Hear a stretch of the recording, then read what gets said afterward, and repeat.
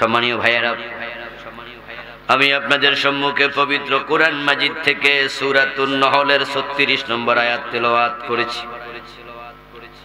বিশ্বনবীর পবিত্র মুখ অনুসৃত একখানা ছোট্ট হাদিসে নববী পাঠ করেছি। আল্লাহ তাআলা তৌফিক দান করলে এখান থেকে কিছু কথা বলবো। ওয়ামা তৌফিকি ইল্লা বিল্লাহ। আল্লাহ তাআলা সূরা নহলের 36 নম্বর আয়াতে বলছেন, ওয়ালাকাদ বা'আসনা ফি কুল্লি উম্মাতিন রাসূলা। অবশ্যই আমি প্রত্যেক জাতির কাছে রাসূল পাঠিয়েছি। ওয়া ইম মিন উম্মাতিন ইল্লা খালা ফিহা নাযীর। এমন কোন জাতি অতিবাহিত হয় নাই যাদেরকে জাহান্নামের ভয় দেখানোর জন্য ভয় প্রদর্শনকারী পাঠাই নাই।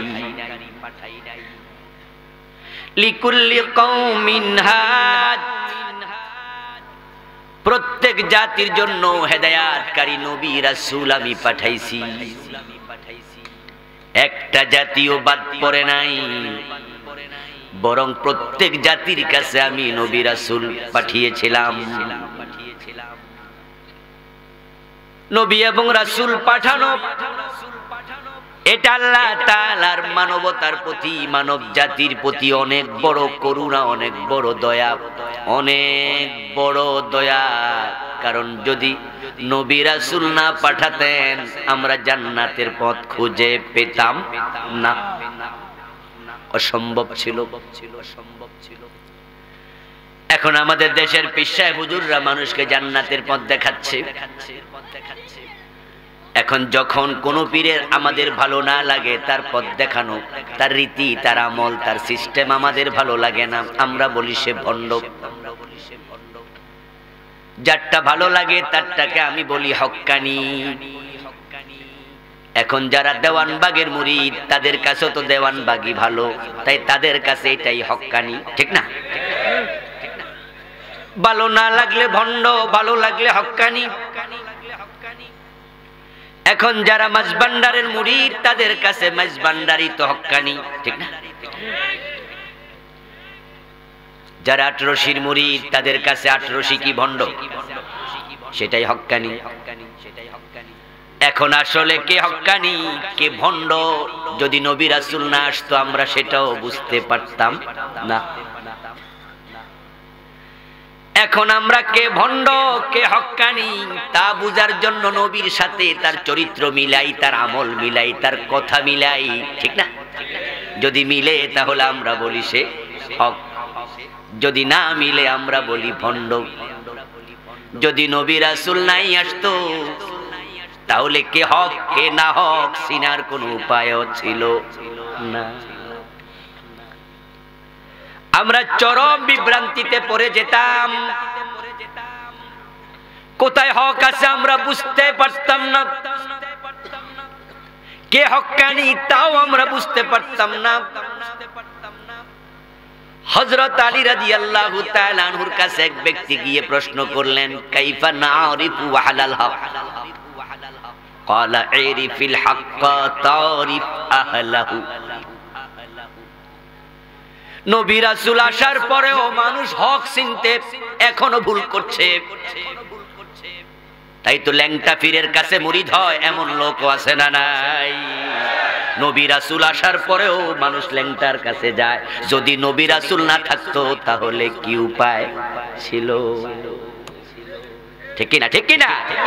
নবী রাসূল আছে, কোরআন আছে, হাদিস আছে, তারপরও ল্যাংটার কাছে মুরিদ হয়।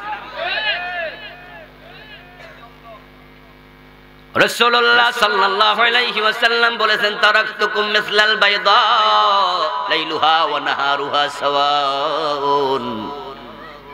আমি তোমাদেরকে সুস্পষ্টতার উপর রেখে যাচ্ছি, আলোকবর্তিকার উপর রেখে যাচ্ছি। ইসলামের কোনো কিছু গোপন নাই, সব প্রকাশ্য। আলো উঠলে যেমন অন্ধকার থাকে না, জাল হাক্কু ওয়া যাহাকাল বাতিল। ইসলাম এসেছে, জাহিলিয়াত চলে গেছে। তারাকতুকুম মিসলাল বাইদা, আমি উজ্জ্বলতার উপর তোমাদের ছেড়ে দিলাম, রেখে গেলাম। লাইলুহা ওয়া নাহারুহা সাওয়াউন, দিন বলো আর রাত বলো সমানে সমান। কোনটা হক কোনটা না হক বুঝতে তোমাদের কষ্ট হবে না, এমন দিন আমি তোমাদেরকে দিয়ে গেলাম। আল হালালু বাইয়িন ওয়াল হারামু বাইয়িন, হালাল সুস্পষ্ট, হারাম সুস্পষ্ট। এত স্পষ্টতার পরেও মানুষ যদি ল্যাংটার কাছে যায়, হক না চিনে, যদি সেটা না থাকতো তাহলে কি উপায় হতো? ও আলী রাদিয়াল্লাহু তাআলা আনহু বলুন, আমরা হকওয়ালাকে কিভাবে চিনতে পারবো? আল্লাহ তাআলা তো কোরআন মাজিদে বলছেন, কুনু মা'আস সাদিকিন, তোমরা সত্যবাদীদের সঙ্গী হয়ে যাও। যারা সত্যওয়ালা তারাও তো হকওয়ালা। এখন কে সত্যবাদী কে হকওয়ালা চিনবোটা কেমনে? হযরত আলী রাদিয়াল্লাহু তাআলা আনহু জবাব দেন, এরিফিল হাক্কা, হকওয়ালা চিনিও না, হকটাকে চিনো আগে। তারিফ আহলাহু, তাহলে যার কাছে হক আছে তুমি বুঝা নিবা সেই হকওয়ালা। যদি হকটাই না চিনো, হকওয়ালা খুঁজে কোনো লাভ নেই। আগে হকওয়ালা চিনো, হকওয়ালা চিনতে হলে হকের কাছে যাও। ইন্নাল্লাহু ওয়াল হক, হক হলো একমাত্র আল্লাহ। তাই আল্লাহর পক্ষ থেকে যা আসে সেটাই হক হিসাবে সাব্যস্ত হয়। এখন আপনারা যারা আছেন তারাও যদি হক চিনতে চান, আপনাকে আল্লাহর কাছে যেতে হবে। আল্লাহর কাছে তো যাওয়ার রাস্তা আমাদের কাছে নাই। আল্লাহ ভালো করে জানেন তারা আমারে দেখবে না, আমার সাথে কথা বলার সুযোগ পাবে না। তাই আমি ওহী নাজিল করে তাদেরকে হক চিনাইয়া দিলাম। আমি নবী এবং রাসূল পাঠাইলাম। যদি এখন হকওয়ালা চিনতে চাও, তার কাজ তার চরিত্র নবী রাসূলের কথার সাথে কাজের সাথে মিলাও। যদি মিলে হক, যদি না মিলে না হক। এখন যার কথা এবং কাজ কোরআন সুন্নাহর সাথে, আল্লাহ এবং তার রাসূলের সাথে মিলবে না, তার দাড়ি যত বড় হোক, পাগড়ি যত সুন্দর হোক, তার নামাজ তার রোজা যত আকর্ষণীয় হোক, তিলাওয়াত যত মনোমুগ্ধকর হোক, ও ব্যক্তি সাহেবুল হক নয়। ব্যক্তির দাড়ি দিয়া হক মানিও না, ব্যক্তির টুপি দিয়া হক চিনিও না। কারণ পায়ে যে পীর সেজদা নেয় ওই পীরের মুখেও দাঁড়িয়ে আছে না নাই? তো সেও তো হক, যদি দাড়ি দিয়ে হক চিনো। এজন্য হযরত লাইস বিন সাদ রাদিয়াল্লাহু তাআলা আনহু বলছিলেন, তাফসীর ইবনে কাসিরে এসেছে, ইবনে কাসির প্রণেতা বলেন, তাফসীরে ইবনে কাসিরের উদ্ধৃতি, ইযা রাআইতুমুর রাজুলা ইয়ামশি আলাল মা ওয়া ইয়াতিরু ফিল হাওয়া ফালা তাকতারু বিহি হাত্তা তুরিদু আমরাহু আলাল কিতাবি ওয়াস সুন্নাহ।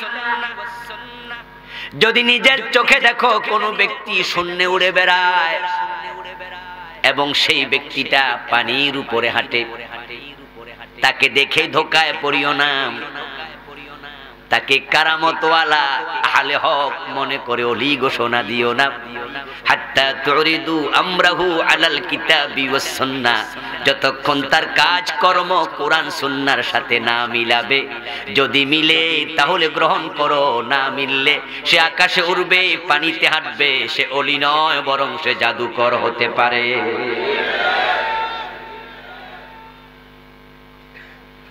হক চেনার জন্য কোরআন হাদিসের কাছে যাওয়া চাই। আল্লাহর বড় করুণা, তিনি নবী রাসূল পাঠায় আমাদেরকে হক চেনাইছেন। আমি আবুল কালাম আজাদ আপনাকে জান্নাতের পথ চেনাতে পারবো না, কোনটা হক আমি বলতে পারবো না, কারণ আমি নিজেই তো একটু দূরে গেলে পূর্ব পশ্চিমে চিনি না। এই বাংলাদেশের কত জায়গায় যে আমি উত্তর দিকে ফিরে নামাজ পড়ছি, কোনোদিন দক্ষিণ দিকে, কোনোদিন পূব দিকে, পশ্চিম দিকে ফিরে পড়ি, তবে নিজের এলাকায়। আমি 2003 সন থেকে ফার্ম গেটে একটা কামিল মাদ্রাসায় পড়াচ্ছি। প্রায় 17 বছর তো হতে যাচ্ছে।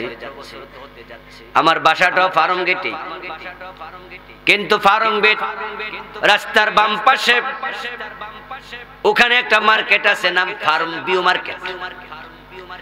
ওটাতে মসজিদ আছে। এই 17 বছরে যখনই নামাজ পড়ছি তখন উত্তর দিকে ফিরে পড়ছি। কথা বুঝলেন? আমার বন্ধু যে বেটা পূর্ব পশ্চিমে চিনে না, সে জান্নাতের পথ কেমনে দেখাবে? সে তো ছোট বাচ্চার চেয়ে অবুঝ। ছোট বাচ্চা যার বয়স তো 3 বছর, ওরে জিজ্ঞাসা করুন পূর্ব কোনটা পশ্চিম কোনটা, সে চুপ করে থাকবে। যদি বলে আন্দাজে বলবে, বাস্তবে কোনটা সে বোঝে না।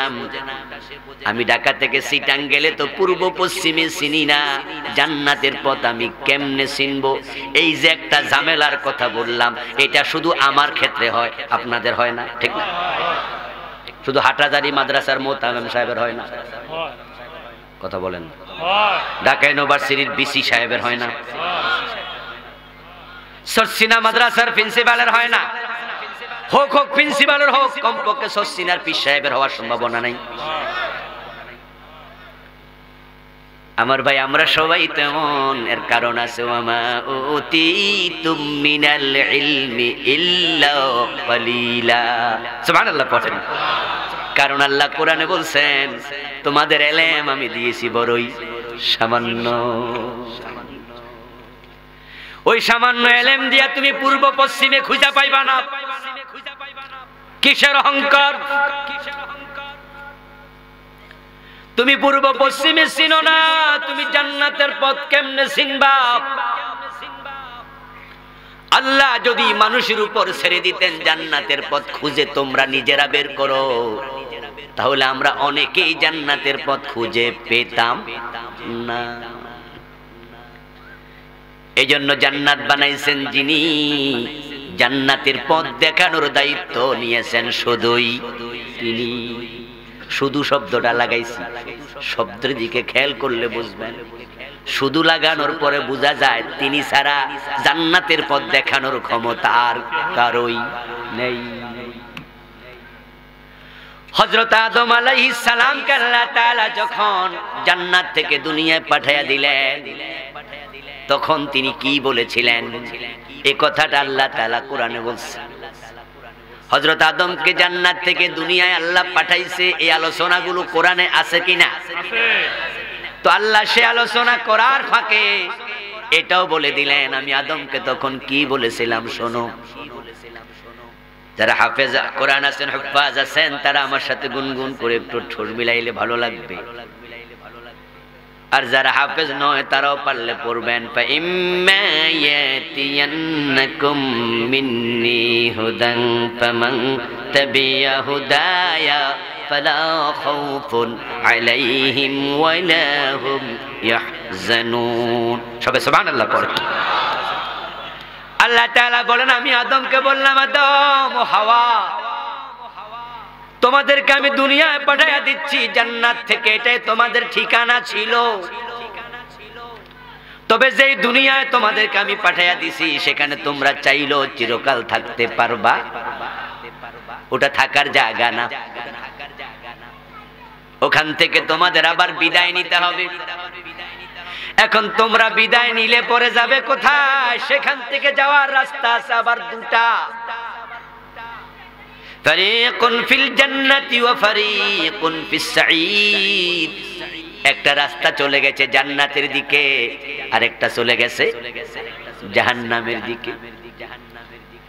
এখন তোমরা জান্নাতের দিকে আবার ফিরে আসো, এটাই তোমার ঠিকানা। এখানে তুমি ছিলে, তোমরা দুজন ছিলে, আমি আল্লাহ চাই তোমরা আবার ফিরে আসো। এখন পথটা কেমনে খুঁজে পাইবা? ফাইম্মা ইয়াতিয়ান্নাকুম মিন্নি হুদা। ওই পথ নির্দেশনা আমি আল্লাহর কাছ থেকেই তোমার কাছে যাবে। আমি পথ দেখাবো, আমি আল্লাহ পথ দেখাবো। যিনি পথ দেখায় তারে বলে হাদি। কি বলে? হাদি মানে পথ প্রদর্শক। আল্লাহ বলে না আমি পথ দেখাবো।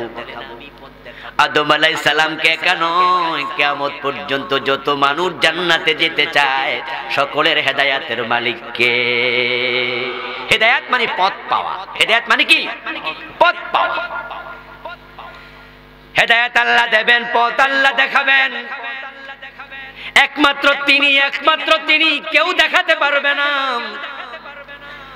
পথ আমরা শুধু হারাই না, আল্লাহ পথ দেখানোর আগে নবী মুহাম্মদও কোনটা পথ তিনি জানতেন না। কোরআন তার প্রমাণ, আমার সাথে পড়ুন।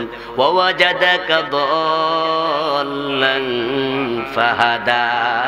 বাংলা অর্থ হলো আপনি পথ সম্পর্কে অবহিত ছিলেন না, আপনাকে পথ দেখাইছে কে? নবী মুহাম্মদও পথ চিনত না, আর আপনি কি, আমি কি? কারণ তিনিও তো মানুষ নাকি? কথা বলতে হবে তো।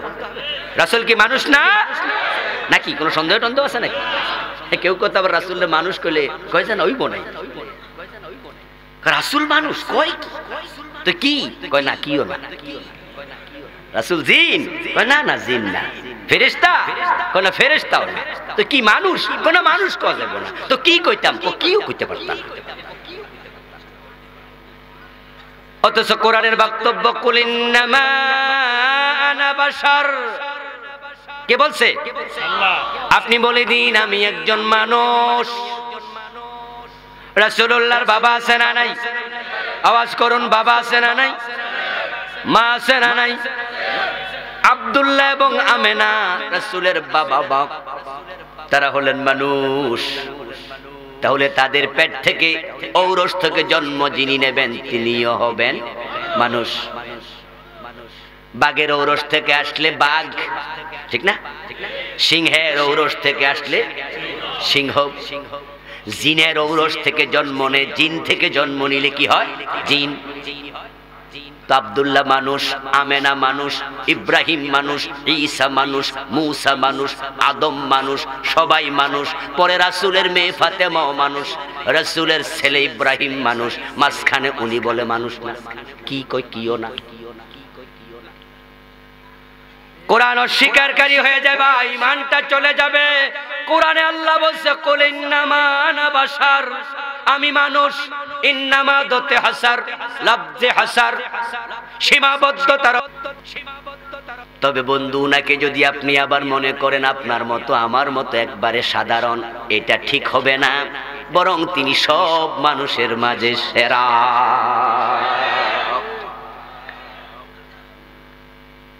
রাসূলকে যদি কেউ ফেরেশতা বলতে চায়, তার দাম বাড়বে না কমবে? মাশাআল্লাহ, সবচেয়ে ভালো ওয়াজ হয়ে গেছে ওয়াজ শুনতে শুনতে। আমরা কারোর যদি দেখি সে ভালো, আমরা কই যে বাবা রে বাবা উনি ফেরেশতার মতো। আমরা মনে করি ফেরেশতা করলে দাম বেড়ে যাবে। অথচ শ্রেষ্ঠ মাখলুক ফেরেশতা না মানুষ? আদম ফেরেশতাকে সেজদা করছে না, ফেরেশতা আদমকে করছে। সম্মান বেশি কার?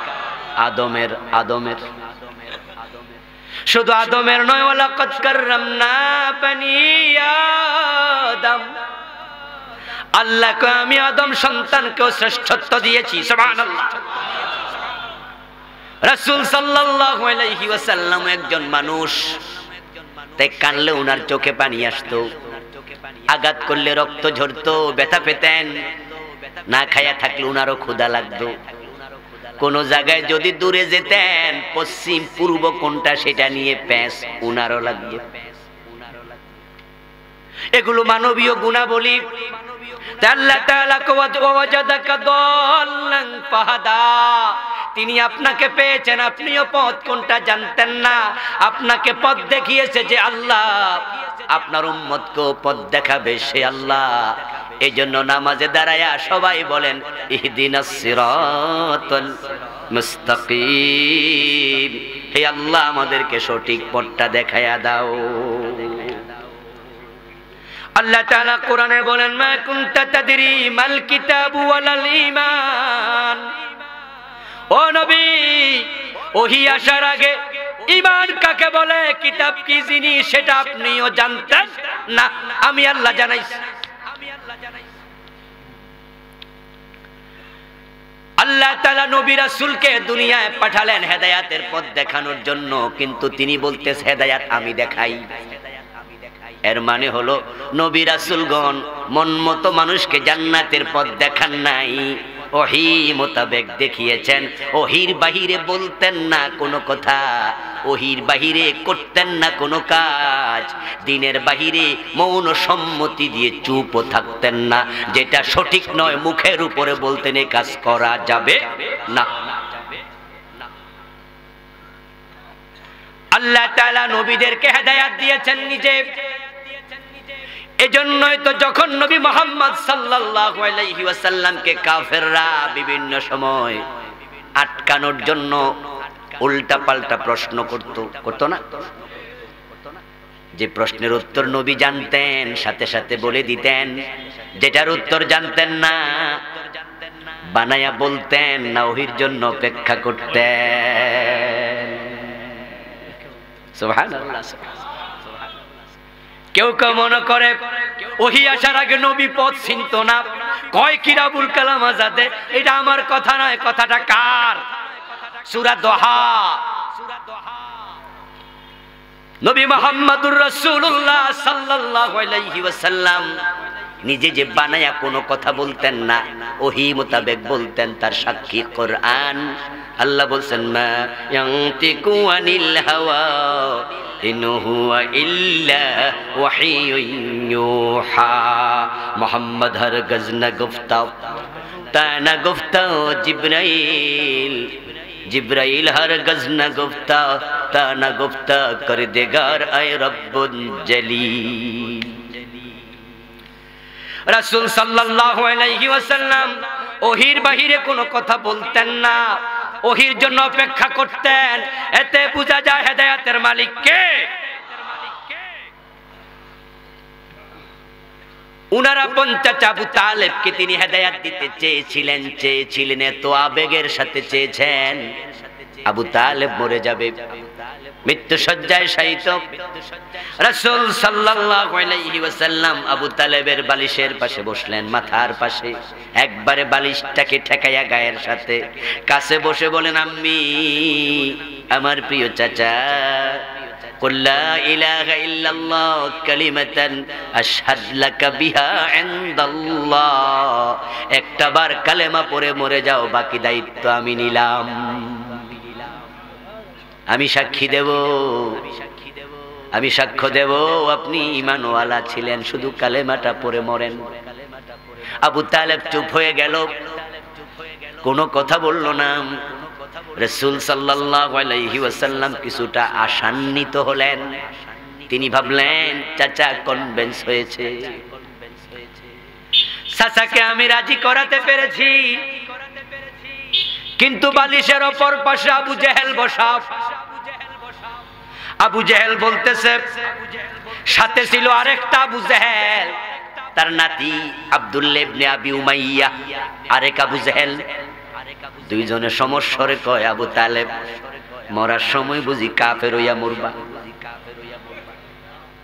ফতুয়া দিচ্ছে বাপ দাদার ধর্ম ত্যাগ করবা, মরার সময় বুঝি কুফরি করবা, বাপ দাদার ধর্ম স্বীকার করবা। আবু তালেব আবার মাথাটা একটু তুলেছে, রাসূলের দিকে তাকায়া কয়, লাউলা আন তুআজ্জিরুনি কুরাইশুন লাআকরারতু বিহা আইনাক ওয়া কানা আখিরু মা কাল্লামাহুম হুয়া আলা মিল্লাতি আব্দুল মুত্তালিব। আবু তালেব একটু মাথা তুলে চোখটা বড় করে বলছে, ও আমার প্রিয় ভাতিজা, যদি এই কুরাইশের লোকেরা কালেমা পড়লে আমাকে তারা বিভিন্ন বিরূপ শব্দে মন্তব্য করবে, আমাকে গালিগালাজ করবে, আমারে কাফের ফতোয়া দিয়া পুরা মক্কায় মানুষের সামনে ছোট করবে, এই আশঙ্কা আমি না করতাম। আকরারতু বিহা আইনাক, তোমার চোখের সামনে আমি কালেমাটা পড়ে ফেলতাম। কিন্তু আমার মরার পরে মানুষ আমারে হেয় করুক, এটা আমি চাই না, তাই আমি বাবার ধর্মের উপরে আছি। নাউজুবিল্লাহ পড়বেন না? আরে ভাই, তাকদীর ঈমান নাই, হিদায়াত আল্লাহ দেয় নাই, বাবার ধর্মের উপর আসি বলেই মরে গেল, শেষ কথা। এরপর আবু তালেব আর কোনো কথা বলেনি। কানা আখিরু কালামিহি কাল্লামাহুম, শেষ কথা যেটা, হুয়া আলা মিল্লাতি আব্দুল মুত্তালিব, সে তার বাবার ধর্মের উপরে আছে বলে শেষ। বিশ্বনবী কান্না শুরু করে দিলেন। উনি বড় কষ্ট পেলেন। হায়রে, কত কবিরা গুনাহগার উম্মতকে সুপারিশ করে জান্নাতে নেব, কিন্তু চাচা তো কাফের মুশরিক অবস্থায় মরল, সুপারিশ কার্যকর হবে না, আমি সুপারিশ করার অনুমতিও পাবো না। কুল্লিল্লাহি শাফাআতু জামিআ, নবী চাইলে সুপারিশ করে ফেলবে তা নয়, সবটা সুপারিশ আল্লাহর হাতের মুঠোয় থাকবে। ওয়ালা ইয়াশফাউনা ইল্লা লিমান ইরতাদা, আল্লাহ কোরআনের আরেক আয়াতে বলেন, যারা সুপারিশকারী হবে, নবীগণ সুপারিশ করবেন, শহীদগণ সুপারিশ করবেন, আলেমগণ সুপারিশ করবেন, আল্লাহওয়ালারা সুপারিশ করবে, কিন্তু তাদের মন মতো নয়। ইল্লা লিমান ইরতাদা, সুপারিশ শুধু তার জন্যই করবেন যার উপরে আল্লাহ রাজি থাকবে। রাসূল সাল্লাল্লাহু আলাইহি ওয়াসাল্লাম কান্না শুরু করে দিলেন, বাচ্চা মানুষের মতো কাঁদতে থাকলেন। আল্লাহ ওহী নাযিল করেন, লাআল্লাকা বাখিয়ুন নাফসাকা আল্লা ইয়াকুনু মুমিনিন। ও আমার প্রিয় নবী, মানুষ ঈমান আনবে না, তাই আপনি কেঁদে কেঁদে নিজকে কষ্ট দেবেন কেন? কষ্ট দেয়া দরকার নেই। আপনি তো চেষ্টা করেছেন, কিন্তু হেদায়েত তো আপনার হাতে নয়। হেদায়েত কার হাতে? জোরে বলতে হবে, কার হাতে? ইন্নাকা লা তাহদি মান আহবাবতা ওয়ালাকিন্নাল্লাহা ইয়াহদি মান ইয়াশা। ও নবী মুহাম্মদ, আল্লাহ আয়াতে কারিমা নাজিল করে দিলেন, আপনি যাকে চান হেদায়েত দিতে পারবেন না, বরং আল্লাহ যাকে চান শুধু তাকেই তিনি হেদায়েত দেন। পথ দেখানোর জন্য আল্লাহ তাআলা নবী রাসূল পাঠালেন। কোন পথে জান্নাত আল্লাহ নবীদেরকে দেখালেন। নবী মুহাম্মদ ওহীর মাধ্যমে প্রাপ্ত হইয়া জান্নাতের পথ দেখাইছে। এখন জান্নাতের পথ কোনটা? হক্কানি আলেমকে, কোন ফির হক্কানি, কোন ফির ভণ্ড আপনি নির্বাচন করলে হবে না। কোন আলেম হক্কানি এটা আপনি নির্বাচন করলে হবে না। আমরা অনেক আলেমদেরকে বলি, দেখে বলে আমরা ওলামায়ে হক্কানি, মিছিল দে মিছিল, ওলামায়ে হক্কানি, কই জিন্দাবাদ জিন্দাবাদ। ও তো বন্ধু, কে হক্কানি? জিন্দাবাদ কাকে দাও? তুমি যে আলেমকে সাপোর্ট করে সেই হক্কানি কেমনে বুঝলা? যদি হক্কানি চিনতে হয় তোমাকে কোরআন হাদিসের সাথে মিলাতে হবে। আবুল কালাম আজাদের কথার দাম একানাও নাই যদি কোরআন হাদিসের সাথে না মিলে। যদি মিলে যায় গ্রহণ করো, না মিললে কোনো বাবার কথা গ্রহণ করা যাবে না। আমরা ওস্তাদ মানব নিশ্চয়ই, পীর মানব, ততক্ষণ তাদের কথা কোরআন হাদিসের সাথে মিলবে। যখন মিলবে না, তার কথার একানা দাম আর নাই। ইমাম আবু হানিফা রাহিমাহুল্লাহর মতো বিশ্ববিখ্যাত আলেম, ইমামুল আযম, উনার উপাধি কি? ইমামুল আযম, বড় ইমাম। ও বন্ধু, সাহাবায়ে কেরামের নামের আগে ইমাম শব্দটা ব্যবহার হয় না, কিন্তু পরবর্তী আলেম যারা কোরআন হাদিস থেকে ব্যাখ্যা করে আমাদেরকে বিভিন্ন বিষয় জানিয়েছেন, মাসআলা ইস্তেমবাদ করে, তাদের নামের আগে আছে ইমাম শাফি, ইমাম আবু হানিফা, আছে না? ইমাম মালিক, ইমাম আহমদ ইবনে হাম্বল, ইমাম সুফিয়ান আস-সাউরি, এভাবে বিভিন্ন ইমামের নাম আমরা শুনেছি। এই সব ইমামের মাঝে ইমাম আবু হানিফা হলেন ইমামুল আযম, সবার মাঝে তিনি বড়। 8 জনের মতো সাহাবীর সাক্ষাৎ পেয়েছিলেন। 80 হিজরিতে তার জন্ম। ইমাম আবু হানিফা রাহিমাহুল্লাহ বড় বড় তাবিঈদেরকে পেয়েছেন উস্তাদ হিসাবে। সাহাবী পেয়েছেন 8 জন। ওই ইমাম আবু হানিফা রাহিমাহুল্লাহর বক্তব্য, ইজা ওয়াজাদতুম কওলি খিলাফাস সুন্নাহ ফালকু কওলি আলাল জিদার। যদি সেই ইমাম আবু হানিফার মতো লোকের কোনো কথা তোমরা পাও যেটা হাদিসের খেলাফ, তোমরা আমার কথাটাকে দেয়ালের মাঝে ছুঁড়ে মেরে হাদিসটাকে গ্রহণ করো।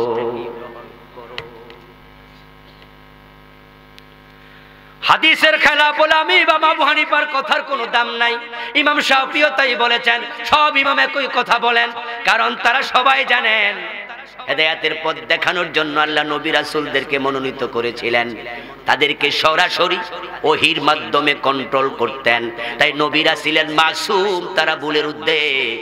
যদি কখনো ছোটখাটো লজ্জিস হয়ে গেছে, সামান্য ভুল ত্রুটি হয়ে যেত, আল্লাহ সাথে সাথে সতর্ক করতেন। ওই ভুলের উপরে আল্লাহ কোন নবীকে অটল থাকতে দিতেন না। রাসূলুল্লাহ সাল্লাল্লাহু আলাইহি ওয়াসাল্লাম স্ত্রীদের সাথে একদিন কোন একটা বিষয় নিয়ে সামান্য মনোমালিন্য হলো। উনার সামান্য মনোমালিন্য হওয়ার পরে যে ঘটনাকে কেন্দ্র করে মনোমালিন্য হলো, সেটা ছিল মধু খাওয়াকে কেন্দ্র করে। কোন একজন স্ত্রীর হুজরাতে রাসূল মধু খাইতে একটু সময় বেশি দিছে, তিনি মিষ্টি জিনিস পছন্দ করতেন। তাই অন্য বউরা মিলে কয়েকজন ষড়যন্ত্র করছে, ওর ঘরে মধু আছে তাই সময় বেশি দিছে, কালকেও মধু খাইব আবার বেশি সময় দিব, পরশু দিনও মধু খাইব পরশু দিনও বেশি সময় দেব, আমরা তো সময় কম পাবো, তাই এমন একটা ঘটনা ঘটাইয়া দিমু যেন মধু খাইতে আর না পারে। রাসূল আসলে বলে দিও, হুজুর মধুর মাঝে দুর্গন্ধ আছে, ওই দুর্গন্ধ আপনার মুখেও আছে। রাসূলুল্লাহ শুনলেন, শুনে তিনি বললেন, তাহলে আমি আর মধুই খাবো না, আল্লাহর কসম মধুই খাবো না। বলুন তো মধু হালাল না হারাম জিনিস? মধুর ব্যাপারে কোরআনে আয়াত আছে না নাই? ওই মৌমাছিকে নিয়ে আল্লাহ আলাদা সূরা নাজিল করেছেন, সূরাতুন নাহল, যেটা আজকে আমি তেলাওয়াত করেছি তারই অংশ। আল্লাহ তাআলা দেখলেন আমার নবী তো হালাল জিনিসের কসম করে হারাম বানায়া দিছে,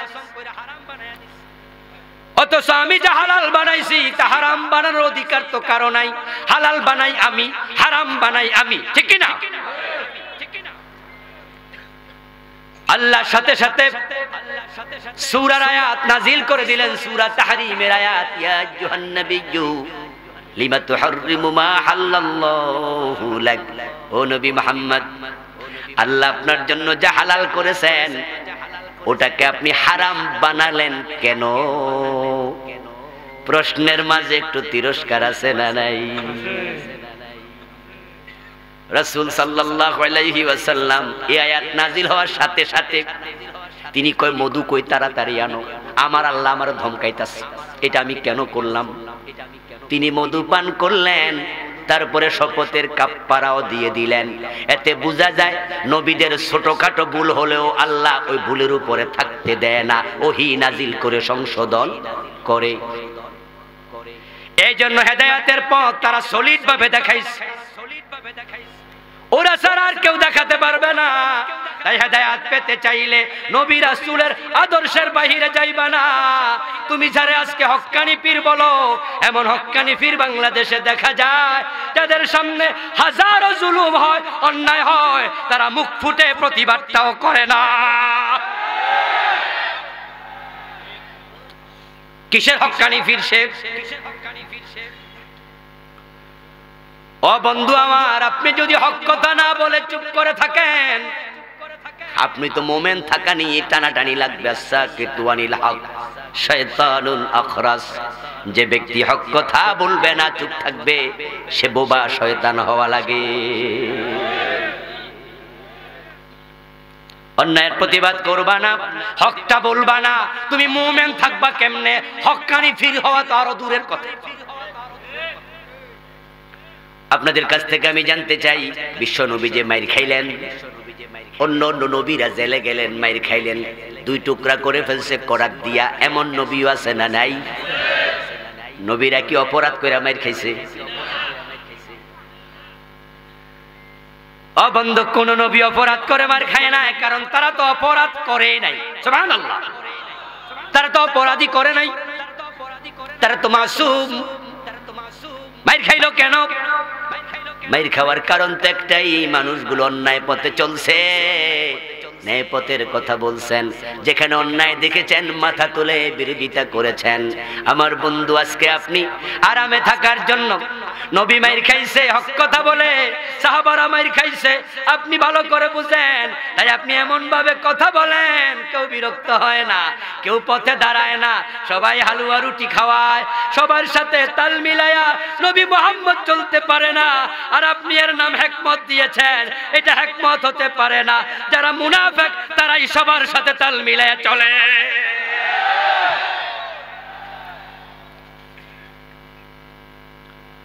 এখন হক কথা না বলে আপনি হক্কানি ফির। সমাজ আল্লাহর দিন কায়েম নাই, কত বিধান লঙ্ঘিত হচ্ছে। চোর ধরে হাত কাটার বিধানটা এই সমাজে নাই, ডাকাত ধরে শুলে দেওয়ার বিধানটা নাই, জেনা করলে পাথর মারার বিধান ইসলামে আছে, কিন্তু বর্তমান সমাজে মদ পান করলে 80 বেত লাগানোর বিধান ইসলামে আছে না নাই? কিন্তু বাংলাদেশে আসেনি। এত বিধান নাই, তোমার ভূমিকা কি? আল্লাহর আইন কায়েমের ব্যাপারে কথা বলো না। তোমার মুরিদ তোমারে কয় হক্কানি ফির, কারণ তুমি জানো আল্লাহর আইনের কায়েমের পক্ষে কথা বললে জেলখানার কয়েদি হওয়া লাগে, বিনা দোষে মামলা খাওয়া লাগবে, বাড়িতে ঘুমাইতে পারবা না, তোমার খানকা টিকবে না, তোমারও জেলখানায় ঢুকাবে, আবার বেশি কথা বললে ফাঁসির আসামিও বানায়া দিতে পারে।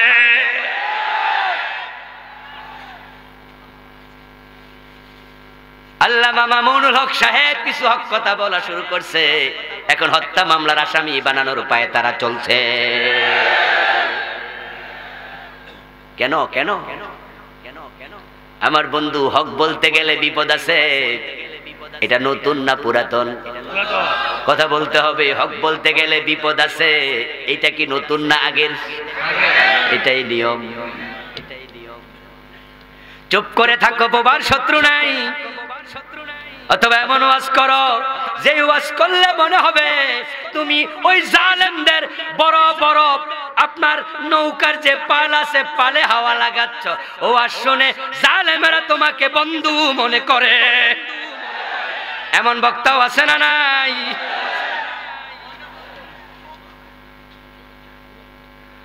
আমার বন্ধু এমন ভাবে ওয়াজ করে জালেমরা মনে করে পুরা আলেম সমাজ এক পক্ষে কথা বলছে, আর তুমি বদনার কথা বলছ। এই টাইমে বুঝি আরএফএল বদনার কথা তোমার মনে হইছে। আমার ভাইয়েরা, আপনাকে আমাকে হক্কানি চিনতে হলে হকের কাছে যাইতে হবে। আল্লাহর দিন জমিনে আল্লাহর দিন কায়েমের কথা যারা বলে না, পীর হোক, বুজুর্গ হোক, বক্তা হোক, ইমাম হোক, আলেম হোক, তারা হক্কানি হতে পারে না, তারা হক্কানি না। আল্লাহ তাআলা আপনাকে আমাকে জান্নাতের পথ দেখানোর জন্য নবী রাসূল পাঠাইলেন জমিনে। নবী রাসূলরা যে পথ দেখাইছেন আমাদেরকে সে পথে চলতে হবে। এটা আল্লাহর বড় করুণা, তিনি আমাদের কাছে তাদেরকে পাঠালেন। এখন অসংখ্য গণিত নবী দুনিয়াতে এসে জান্নাতের পথটা কেমনে দেখাইছেন জানা দরকার আছে না নাই? আমার বন্ধু জান্নাতের পথ দেখাইছেন সব নবী আল্লাহর শেখানো পন্থায়। তারা মানুষের কাছে দাওয়াত নিয়ে আসছে, দাওয়াত কারোর উপর চাপাই দেয় নাই, আহ্বান জানাইছে। ওই আহ্বানে যারাই সাড়া দিছে তারা জান্নাতের পথ পেয়ে গেছে। নূহ নবী আলাইহিস সালাম আহ্বান করলেন, উনার বউ সাড়া দেয় নাই। নূহ নবী 950 বছর আহ্বান করেছেন জান্নাতের পথে, কত মানুষ সাড়া দিল, ছেলে কেনান সাড়া দেয় নাই। আল্লাহ তাআলার কাছে উনি এক পর্যায়ে অনুযোগ করলেন, খোদা দাউতু কওমি লাইলান ওয়া নাহারা, দিন এবং রাতে তাদেরকে আমি দাওয়াতটা তো দিছি। কি দিছি? দাওয়াত দিছি, আহ্বান করেছি, জোর করি নাই, চাপায়া দেই নাই। দিন এবং রাতে আহ্বান করেছি, কিন্তু তারা পলাইছে, শুনে নাই। রব্বি লা তাযার আলাল আরদি মিনাল কাফিরিনা দাইয়ারা, আমি বুঝে গেছি তারা ঈমান আনবে না, তা তাদেরকে তুমি আর ছাড় দিও না, শেষ করে দাও, ঘরবাড়িগুলো শেষ করে দাও।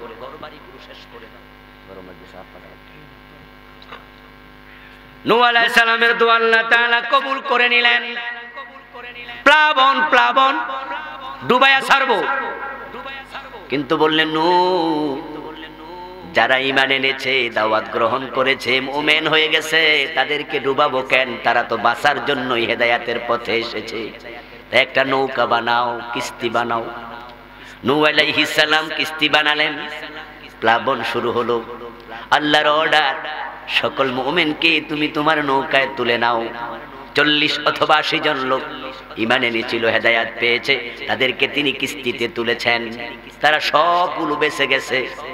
কেনান ডুবছে, কেনান হাবুডুবু খাচ্ছে।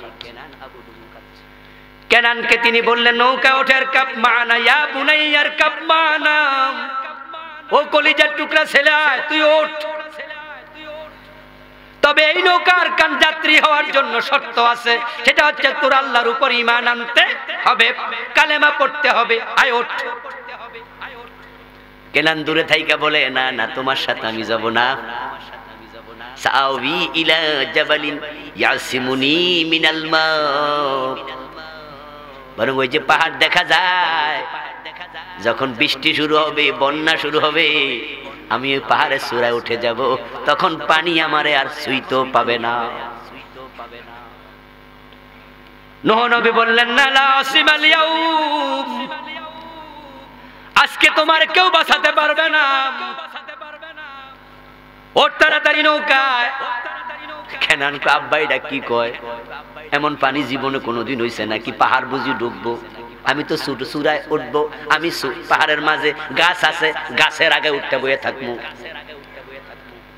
শেষ পর্যন্ত কি বাঁচলো না ডুবলো? কথা বলা লাগবে, বাঁচলো না ডুবলো? ডুবে গেল। বাঁচলো তারাই, হেদায়েত পেয়েছে যারা। আল্লাহ তাদেরকে দুনিয়ায় পানি থেকে বাঁচাইছেন, আখিরাতে জাহান্নাম থেকে বাঁচাইয়া দেবেন।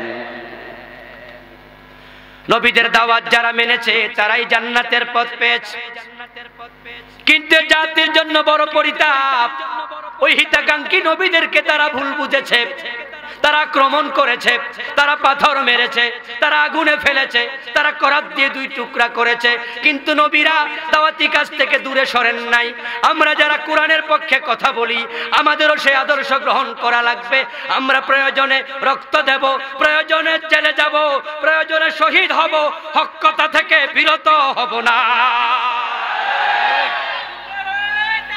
আল্লাহু আকবার, আল্লাহু আকবার।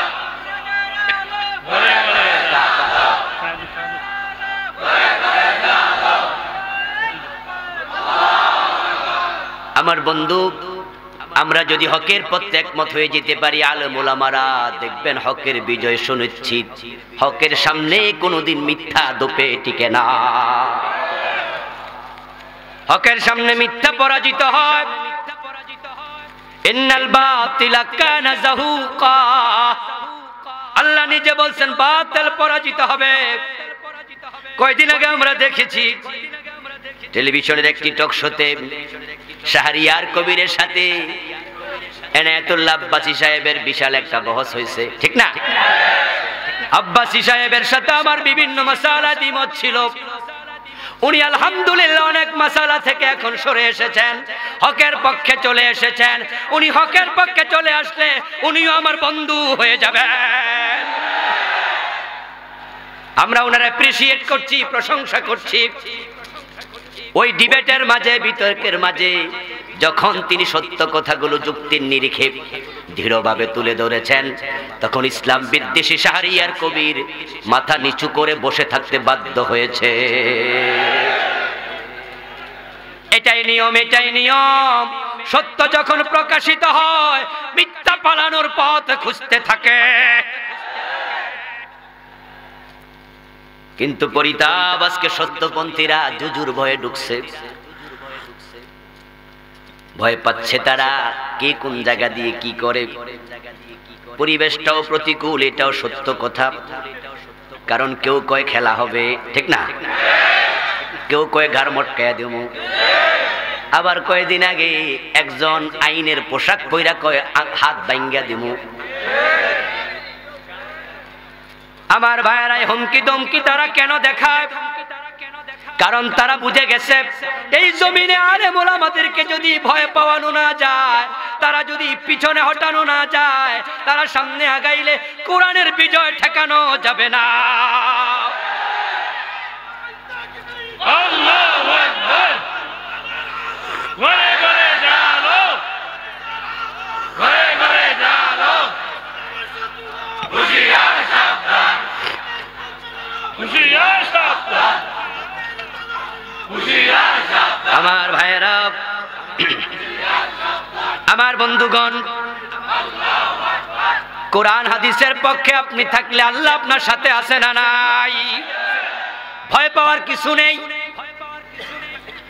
দুঃখ নিয়ে জন্ম যাদের, তাদের আবার দুঃখ কিসের? ব্যঙ্গের সর্দি হয় না, কারণ তার জন্ম পানিতে। আমরা ইব্রাহিমের সন্তান, আগুনে পড়ে ইব্রাহিম ভয় পায় নাই, আমাদেরকে আগুন দেখে ভয় পাওয়াতে পারবা না। আমরা সত্যের পক্ষের লোক। আমার বন্ধু, ইসলামের রাস্তায় চলতে গেলে বিপদ হয়, মুসিবত হয়, এটা নতুন কোন খবর? এই পথে চলতে গিয়ে নবী মুহাম্মদ দাঁত দিয়েছেন, আমির হামজা রাসূলের চাচা কলিজা দিয়েছেন, ইমাম হুসাইন কল্লা দিয়েছেন। আমরা সেই পথ জেনে শুনে এসেছি। তোমাদের রশি শেষ হয়ে যাবে, আমাদের কল্লা শেষ করতে পারবা না।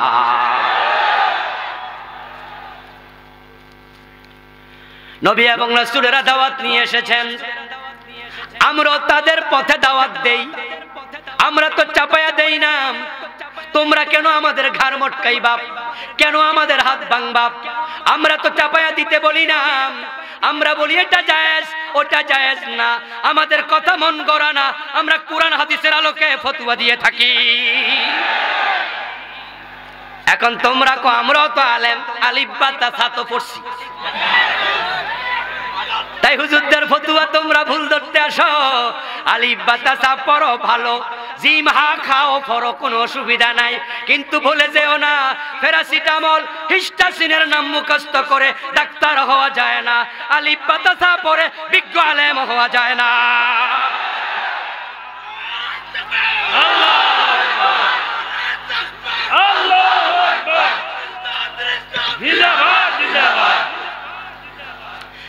আলিফ বা তা পড়ে ফতোয়া দিতে আইছে, ঠিক না? আমরাও তো কম মৌলবী নাকি? আমরাও বুঝি।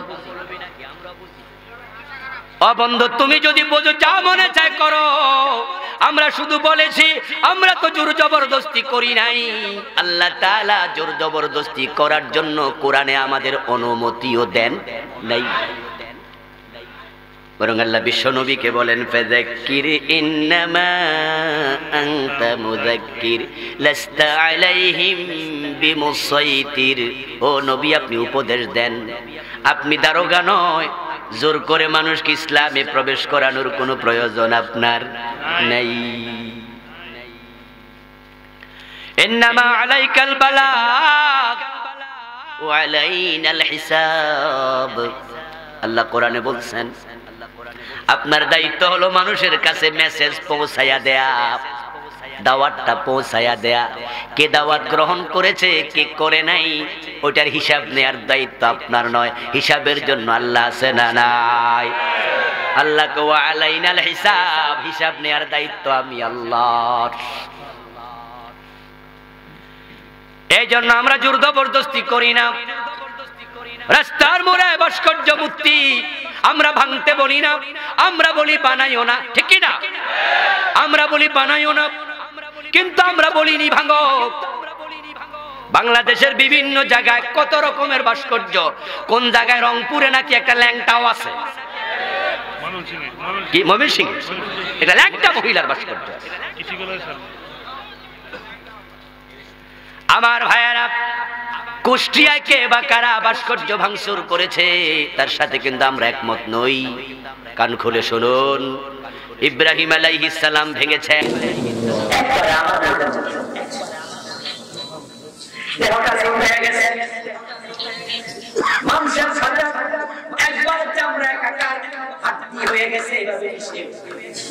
কিন্তু গানের ভাষায় মনে হয় এই তো জীবিত লোকের চুল নষ্ট হয় নাই।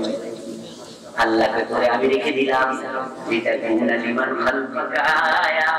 আমার উদ্দেশ্য হলো নতুন নতুন ফেরাউন যারা হতে চায় ওর লাশ থেকে তারা শিক্ষা নেবে, তাদেরকে ডুবানোর ক্ষমতাও আল্লাহর আছে।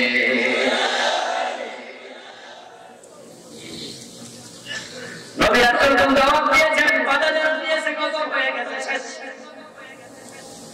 এখন আমরা দাওয়াত দিয়ে আমরা কেউ করি না, বাধা দিও না, বাধা দিও না। যদি বাধা দাও গজব দেওয়ার ক্ষমতা আল্লাহর আছে না? আল্লাহর ভয় করো, ভয় করো, ভয় করো। এখন যত নবী আসছেন মানুষকে দেখানোর জন্য সবার দাওয়াত ছিল মাত্র একটা। ওই একটা দাওয়াত যে গ্রহণ করেছে সে জান্নাত পেয়ে গেছে। ওই দাওয়াতটা ছিল দুই ভাগে বিভক্ত। কয় ভাগে? দুই ভাগে বিভক্ত। প্রথম অংশ আনিয়ে আল্লাহর ইবাদত করো, দ্বিতীয় অংশ এবং জাগতির সাথে সম্পর্ক রেখো। এই দুটা দাওয়াত নেবেন, জান্নাত পাবেন।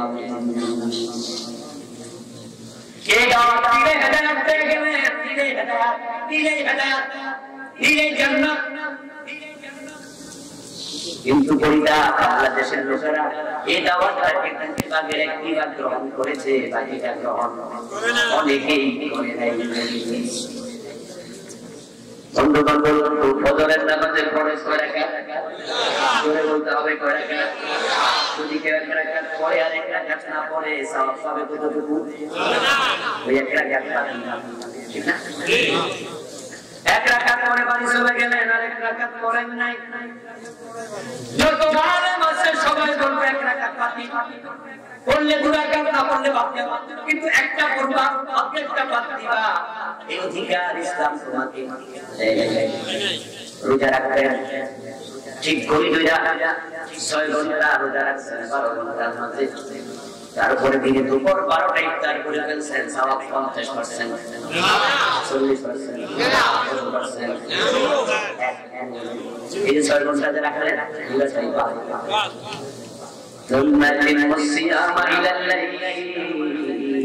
রাখলে সহ্য দোয়া পর্যন্ত রাখতে হবে, কিছু রাখবা কিছু রাখবা না, সুবিধার বা চিন্তার মাঝে মোমেন হতে পারবা না। নবীদের দাওয়াতের প্রথম অংশ ইবাদত করো আল্লাহ, এটা সবাই মেনে নিল। বাংলাদেশের লোকেরা ইবাদত বুঝে না, এই তারা মনে করে নামাজ রোজা হজ যাকাত করি ইবাদত তো হয়ে গেছে। না বন্ধু না, ইবাদত যদি তুমি বুঝতা, তাগুতের সাথে সম্পর্ক তুমি রাখতা না। যে ব্যক্তি তাগুতের সাথে সম্পর্ক রাখে সে ইবাদতকারী হতে পারে না। তাগুতের সাথে সম্পর্ক থাকলে ইবাদত হয় না। এখন তাগুতের সাথে সম্পর্ক কার আছে কার নাই বুঝবেন কেমনে? তাগুতে তো চিনেন না। তাগুত না চেনার কারণে তাগুতের কাছে মাইয়া বিয়া দেয়, বোন বিয়া দেয়। কেউ তাগুতের সাথে দোস্তি বাঁধে, আবার কেউ নিজে তাগুত হইয়া বসে আছে। নামাজ পড়ে রোজা রাখে, হজ করে যাকাত দেয়, আবার তাগুতের সাথে সম্পর্ক রাখে, সে হচ্ছে বুঝিনি। আবার কেউ তো আছে বুঝে, কিন্তু স্বার্থের কারণে সে তাগুতের সাথে সম্পর্ক রাখছে। আপনার কি স্বার্থ? চাকরি চলে যাবে। কি স্বার্থ? চাকরি পাবেন না। কি আপনার স্বার্থ? আপনার স্বার্থ দুনিয়ার বৈষয়িক ক্ষমতা।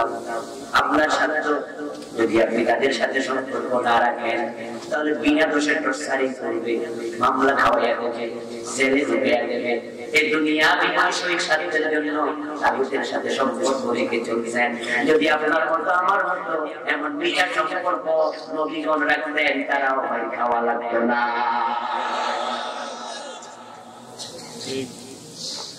এখন আপনার আমার চিন্তা হলো আল্লাহকে খুশি রাখো, মগর শয়তানকে বেজার না করো। আপনি নামাজ কালাম পড়ে আল্লাহকে খুশি রাখেন, আবার ইসলাম বিদ্বেষীদের সাথে সম্পর্ক রেখে তাদেরকে খুশি রাখছেন। মনে রাখবেন, দুইজনকে একসাথে খুশি করে জান্নাত পাওয়া যাবে না। ঈমান না করে তাগুতের সাথে সম্পর্ক থাকবে না। তাগুত হলো সেই শক্তি না, যেই শক্তি নিজে দিন মানে না, অন্য কেউ দিন মানতে দেয় না। এই জমিনে সেই শক্তি আমাদের সম্মুখে উপস্থিত হয়ে আছে। আমরা যদি কোরআনের কথা বলতে যাই, কোরআনের আইনের কথা বলি, তার মাঝে রাজনীতির গন্ধ তালাশ করে। তারা স্পষ্ট বলে দেয়, রাজনীতির সাথে ইসলামের সম্পর্ক নাই, দুটো একই দুই জিনিস। ও আমার দোস্ত, কেমনে কথা বলো? যে নবী মুহাম্মদ দিনের দাওয়াত দিয়েছে, ওই নবী মুহাম্মদ মদিনার 10 বছর প্রেসিডেন্ট ছিলেন, ঠিক না? রাসূলের জীবনের নামে ইসলাম, রাসূলের হলেন জীবন্ত কোরআন।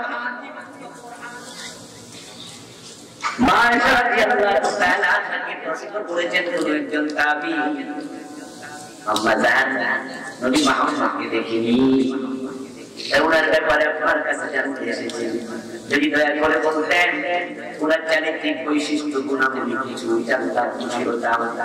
মা আয়েশা রাদিয়াল্লাহু তাআলা আনহা অতটুকু শুনে উল্টা প্রশ্ন করলেন, তুমি কি কোরআন পড়োনি? তাবী জবাব দেয়, পড়েছি মা। তখন মা আয়েশা বলে, হলো কোরআন, যদি কোরআন পড়ে থাকো, এই কোরআনই হলো রাসূলের চরিত্র। রাসূল কোরআনের বাইরে চলে নাই, কোরআনের বাইরে বলে নাই। এখন 10 বছর মদিনার প্রেসিডেন্ট তিনি হলেন, যদি ইসলামের রাজনীতি না থাকে তিনি কিভাবে এটা করলেন? এরপর উনি ইন্তেকাল যখন করলেন, ইন্তেকাল করলেন তিনি সোমবারে, দাফন করলো মঙ্গলবারের দিবাগত রাত, মানে বুধবারে। চলে গেল অনেক সময়। এতটা সময় কেন সাহাবারা ওনাকে দাফন করেন নাই? এর কারণ তারা পরবর্তী খলিফা নির্ধারণ করতে গিয়ে সময় চলে গেছে। রাসূল সাল্লাল্লাহু আলাইহি ওয়াসাল্লামের পরে কে খলিফা হবেন রাসূল কারো নাম বলে দেন নাই। তাই সাহাবারা নিয়ে দেন দরবার করতে করতে করতে করতে সোমবার চলে গেল, মঙ্গলবার পুরাটা দিন চলে গেল, বুধবার রাতে ওনাকে দাফন করা হলো। আবু বকর, ওমর, ওসমান, আলী রাদিয়াল্লাহু তাআলা চারজন মিলে 30 বছর মদিনার প্রেসিডেন্ট ছিলেন। কি কথা তোমরা বলো? তোমরা নাকি আবার অনেক কথা সাথে বড় আলেম হইয়া ইসলামের ভাষ্যকার সাজাও। আবু বকর, ওমর, ওসমান 30 বছর দেশ চালাইছে, ইসলামের রাজনীতি নাই, ওকে মেশো। রাসূল সাল্লাল্লাহু আলাইহি ওয়াসাল্লাম বলেন, পৃথিবীর সবচেয়ে বড় রাজনীতিবিদ, ঠিক কিনা? ওনার মতো রাজনীতিবিদ পৃথিবীতে আর একজন নাই। আল্লাহর হাবিব সাল্লাল্লাহু আলাইহি ওয়াসাল্লাম যখন তিনি মদিনার প্রেসিডেন্ট হয়ে গেলেন, তাগুতের সময় শেষ হয়ে গেল, সেখানে ইসলামের বিধান জারি হয়ে গেল। মক্কায় কোরআন নাযিল হয়েছে সবচেয়ে বেশি, সূরা হলো 114টা, তার মাঝে 86টা মাক্কি, 86টা নাযিল হয়েছে মক্কায়। নবুয়তের জীবন হলো 6 বছর, 13 বছর মক্কায়, মদিনার চেয়ে 3 বছর বেশি। কিন্তু মক্কার জমিনে তাগুতের শক্তি ছিল, দারুল রাদবার রাসূল কোরআনের আয়াত কায়েম করতে পারেন নাই, ঢুকতে পারেন নাই কোরআন নিয়ে। তাই সেখানে শিরক হয়েছে। যখন তাগুতের শক্তি থাকে তখন কাবার ঘরের ভিতরে মুক্তি থাকে, যখন দিনের বিজয় হয় পুরো দেশ থেকে শিরক উৎখাত হয়ে যায়। তাগুতের সেই শক্তি, এই শক্তি নিজে মানে না, আল্লাহর দ্বীন মানতেও দেয় না। জোর করে হাত কাটায় কোরআনে আছে কিনা? হাত কাটতে পারবেন না। যদি আপনার বাড়িতে ঢুকে আপনি ধরে হাত কেটে দেন, কালকে রাষ্ট্রদ্রোহ মামলার আসামি হবেন। মদ খাইলে 80 কাটে আর ইসলামে আছে না নাই? যদি আপনার ঘরে আপনার এলাকায় কেউ মক্কায় ধরে আসি গেছেন মামলা খাবেন। তারা আল্লাহর আইন মানে না, আমাদের মানতে দেয় না। রাস্তার ডান পাশে চলবেন, ট্রাফিক পুলিশ আপনাকে থামায় দেবে না। ডান পাশে কেন চলছে? তারা বলবে রং সাইডে চলেন কেন? আপনি বললেন ইন্না লিল্লাহি ইন্না ইলাইহি রাজিউন। রং শব্দের অর্থ ভুল। আমি তো ডান পাশে চলছি, এটা ভুল নয়, বরং ডান পাশে চলা সুন্নাহ। ট্রাফিক পুলিশকে একদিন ওয়াজ করে দেন, ট্রাফিক খুশি হয়ে আপনার কপালে সিকিউর দিয়ে ছেড়ে দেবে।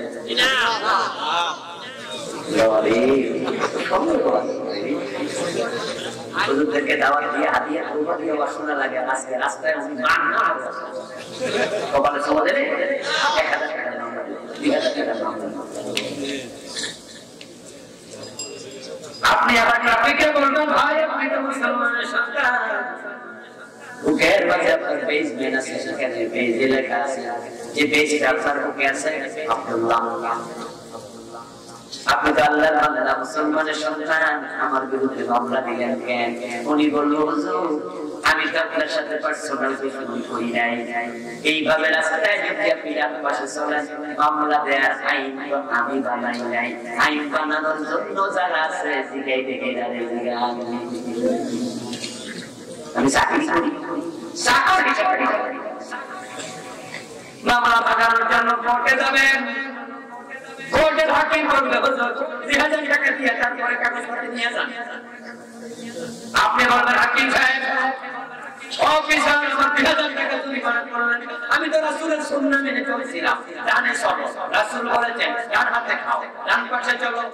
ইহুব্বুন নবী সাল্লাল্লাহু আলাইহি ওয়াসাল্লাম তায়াম্মুনা, রাসূলুল্লাহ ডান পাশে বন্ধ করতেন হাত্তা তানাউলিহি ওয়া তারাজ্জুলিহি ফি আমরিহি কুল্লিহি। উনি যখন ঝগড়া পায় দিতেন তখন ডান পায়ে আগে দিতেন, যখন বিশ্বনবী মাতার চৌষিটি কাটতেন তখন ডান পাশে আগে কাটতেন, যখন খেতেন প্রতিটা কাজে ডান পাশে পছন্দ করতেন। ফি কুল্লিহি। ও মিয়া 2000 টাকা জরিমানা করবেন, আমি তো একটা সুন্নাহ মানছি, আপনিও তো মুসলমান, আপনার রুমের মাঝে আমি দেখছি নাম লেখা আপনি কেমন জরিমানা করেন? আমি তো সুন্নাহ মেনেছি। হাকিম সাহেব অফিসার বলবে আইন তো আর আমি বানাই নাই, যারা আইন বানাইছে তাদেরকে জিজ্ঞেস করেন। তাহলে আমরা বুঝে নিছি যারা আল্লাহর আইনের বিপক্ষে আইন বানায় তারাই হলো কাফের।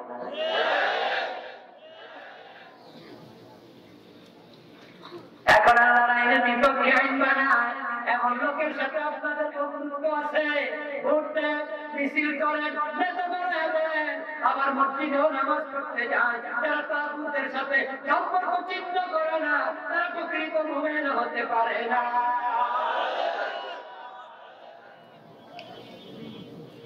এখন প্রকৃত মুমিন হওয়ার জন্য আল্লাহর ইবাদত করতে রাজি হওয়া লাগবে, তাগুতের সাথে সম্পর্ক চিহ্ন করতে রাজি হওয়া লাগবে।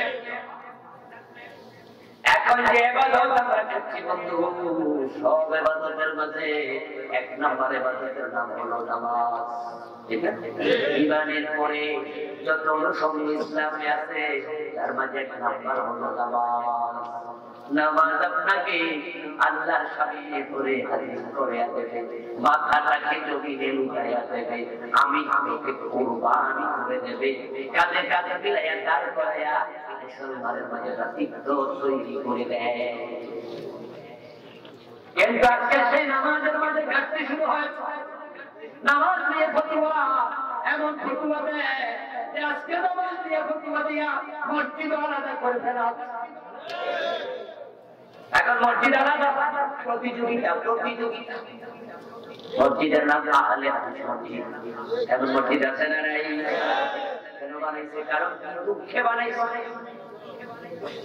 এরকম আপনাদের মসজিদে আমরা সূরা আমিন কইতে পারি না।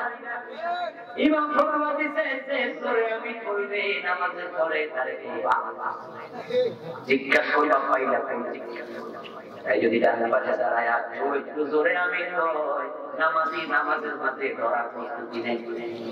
ঠিক না? নামাজের মাঝে তুলতে থাকে যে পাশে খারে জোরে আমিন খারাপ নামাজের সালামটা দিলে। আর আপনারা বলুন তো জোরে আমিন বলার পক্ষে ইমামদের ফতোয়া আছে না নাই?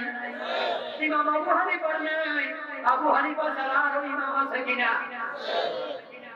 ইমাম শাফি রাহমাতুল্লাহি আলাইহি আজকে জীবিত থাকতেন, আপনার মসজিদে উনি নামাজ পড়তেন, তাহলে আমি কি আজকে হইতো না?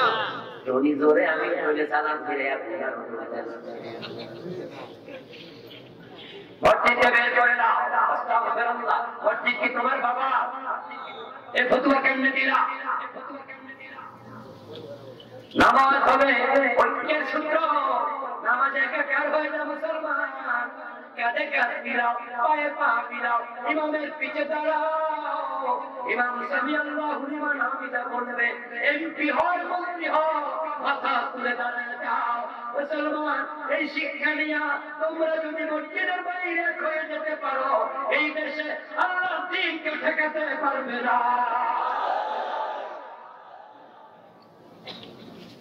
নামাজ থেকে শিক্ষা নিয়ে মুসলমান একমত হয়ে যেতে পারত। সংখ্যায় কিন্তু আমরা মনে 300 কোটি, আমরা কিন্তু সংখ্যায় কম নই।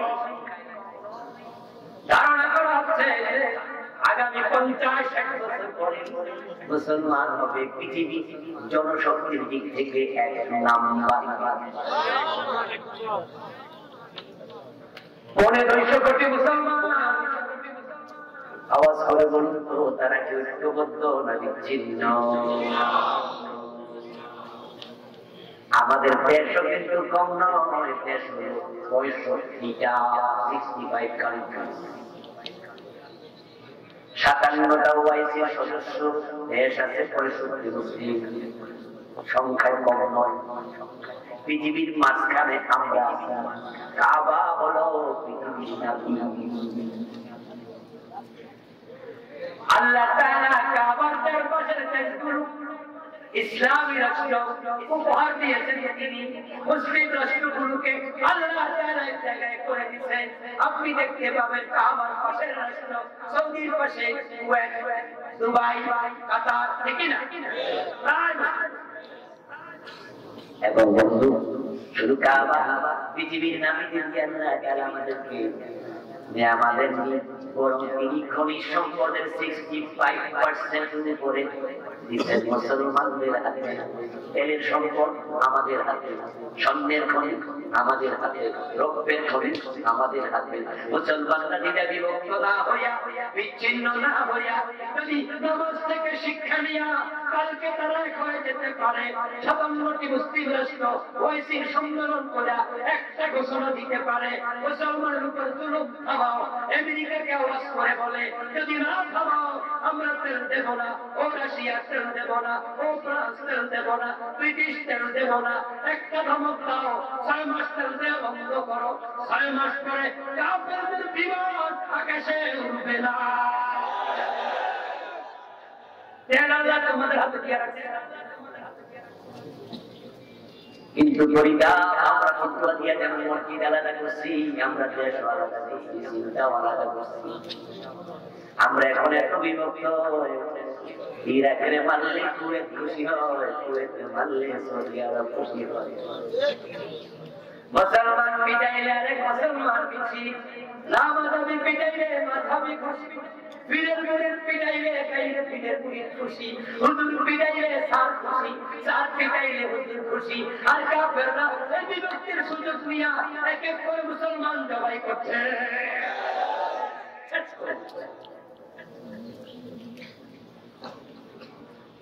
ভারত সরকার কাশ্মীরে মারে মুসলমান, ঠিক ওই সময় দুবাই সরকার নরেন্দ্র মোদীকে দাওয়াত দিয়ে নিয়ে স্বর্ণের মেডেল উপহার দেয়।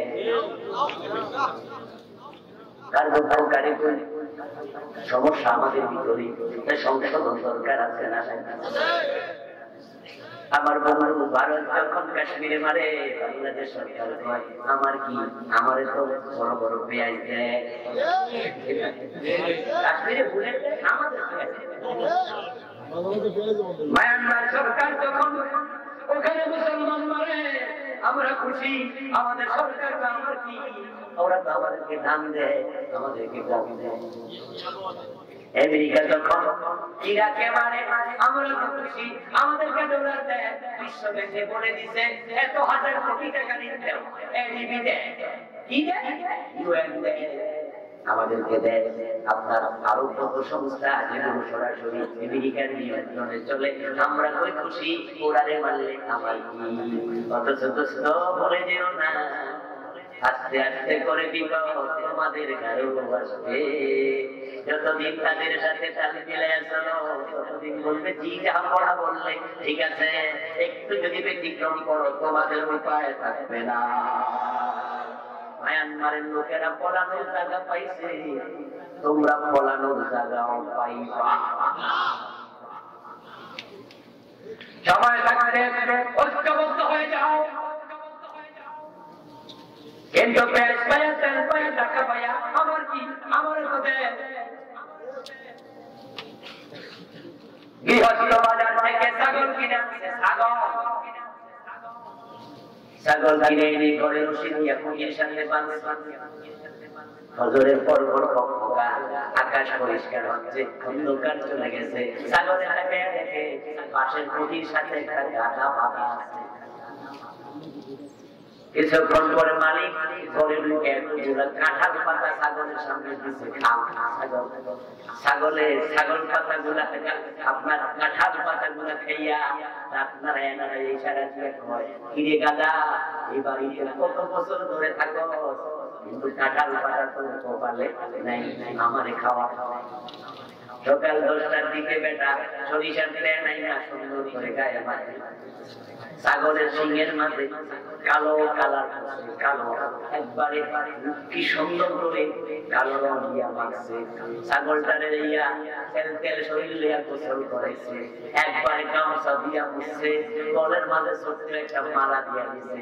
ছাগল খুশি কারে হয়, গাদার দিকে তাকায় কয়, এই বাড়িতে কত বছর থাকো, কোনো যত্ন নাই, আমার যত্ন দেখ কারে কয়।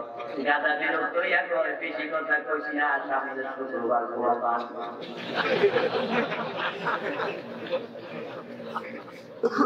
এত যত্ন কেন টের পাইবি, শুক্রবার আমাদের শিক্ষা নিয়ে মাথা তুলতে হবে, অন্যায় প্রতিরোধ করতে হবে, ঐক্যবদ্ধ হতে হবে, জুলুমের প্রতিকার করতে হবে। যদি আমরা হাসি মজা নেই, আজকে দেখেন, আজকে দেখেন, কালকে গুলি দেবে, পলানোর জায়গাও পাওয়া যাবে না। অপেক্ষা করছি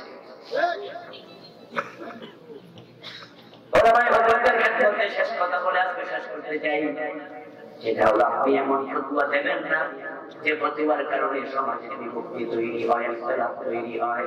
বরং আপনি একটু পেন্ডিং দিয়া দেন, একজন ভালো ডাক্তারের মতো। চামড়াটা যখন ছিঁড়ে যায়, রোগী ডাক্তারের কাছে গেলে ডাক্তার চাই না আরো ছিঁড়ে নাকি ঘোরা, উনি কত সুন্দর করে তুলা দিয়ে পেন্ডিংটা করে দেয়। এই জাতির লোকেরা এক একজনের চামড়া এক এক জায়গায় ছেঁড়া, এক একজন এক এক জায়গায় বিপদে পড়ে আছে, বিনা বিভক্ত হচ্ছে। আর আমরা ডাক্তারের ভূমিকা পালন করলে এই বাংলার মাঝে জোড়া লেগে যাবে। আল্লাহ তাআলা সে তৌফিক আমাদের দান করুন, আমিন। সম্মানিত ভাইরা, আমরা একসাথে দোয়া করে যেতে চাই, মেহেরবানি করুন।